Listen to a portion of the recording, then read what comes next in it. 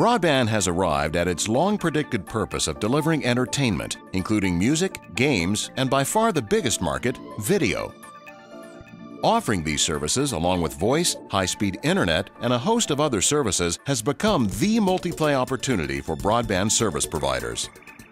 But launching multiplay services requires predictable performance, multicast scale, and integrated services from the networking equipment used by service providers. And for service providers to be profitable, the networking equipment supplier must provide investment protection in the form of long-term support for both hardware and software.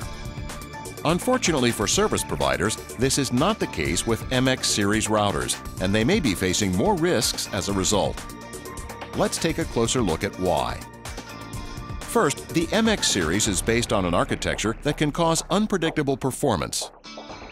As long as traffic is not congested, high-priority voice and video packets are able to traverse between ingress and egress forwarding engines before lower-priority data packets, thus ensuring voice calls and video streams are uninterrupted. However, as traffic continues to increase, more and more high-priority packets begin to get delivered behind lower-priority packets or dropped altogether. That's because the MX series architecture uses a round-robin priority unaware scheduling mechanism to place packets on the fabric and a fixed scheme that nails up high-priority traffic to only 2/3 of capacity when pulling packets from the fabric, regardless of the true traffic mix.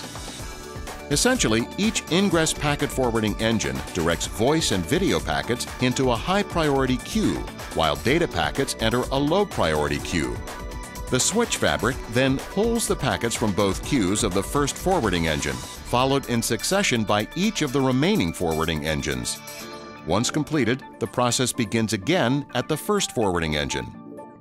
This cycle is done without regard for packet priority management, so as traffic becomes congested, the likelihood increases that higher priority packets will be delayed entering the egress forwarding engine queues.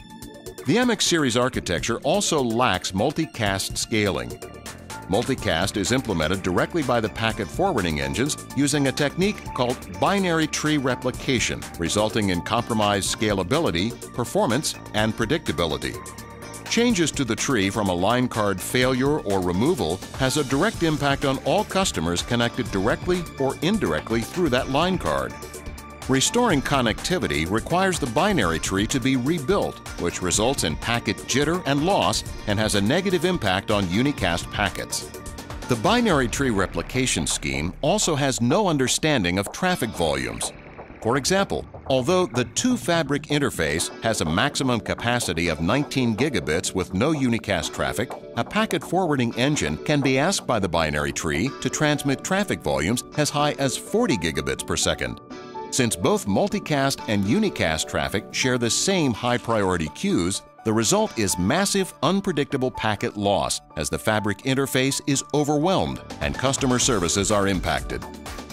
Unlike routers from other vendors, MX series routers do not include integrated services. Therefore, common customer-facing features such as firewall and application-aware deep packet inspection are only available with additional hardware. Finally, service providers looking to deploy MX series routers must be prepared for more frequent software upgrades because most releases are limited to only 9 months of support.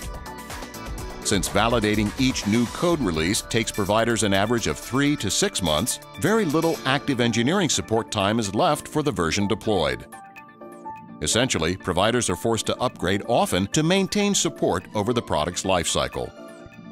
Only the Q4 release gets 3-year support, and only Priority 1 bugs get addressed after the first year.